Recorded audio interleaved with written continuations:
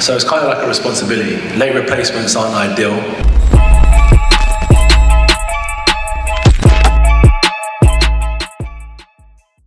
Been an interesting week. You just kept yourself nice and tucked away, nice and quiet, let the teams do their work. And when you found out about this, you messaged me to say, sorry, I know how hard Matchroom worked for this. We were all thinking about you, how you were feeling, what you wanted to do.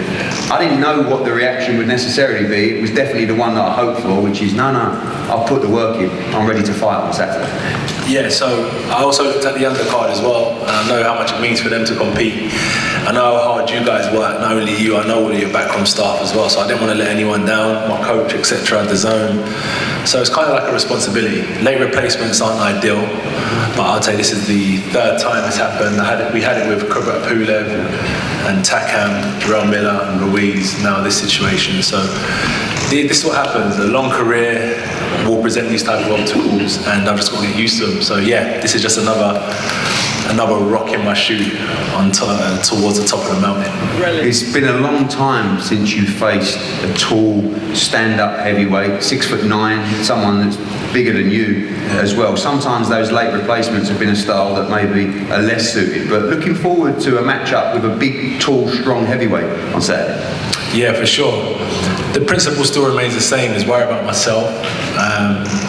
And we spar, like Helenius, we've shared the ring together years ago now, sparring as well, but we shared the ring together. And I've sparred so many people, different styles, I've competed with so many styles. And the objective remains the same as victory. The objective remains the same as victory by any means. And there's no overtime in boxing, so I've got to be on my A game and inflict pain to get the victory.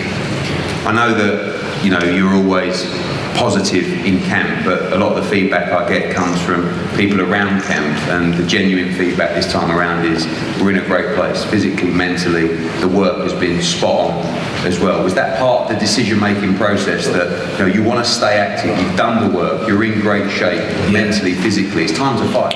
Yeah, so coming off the back of like COVID and stuff, everyone suffered during that period. The whole sport industry slowed down, and now we just want to get some momentum going again. As Derek said, I came out to camp early on this year, and I took some months, like a couple of weeks back here, maybe a month back in the UK, and I went straight back out to Dallas and just tried to progress on. So no matter what happened, my goal was to continue to fight as many times as possible. Like Helenius, he fought on Saturday, he's doing the right thing. As a fighter, you have to stay busy, you have to stay active, keep on expressing your skill, and that's the only way to improve.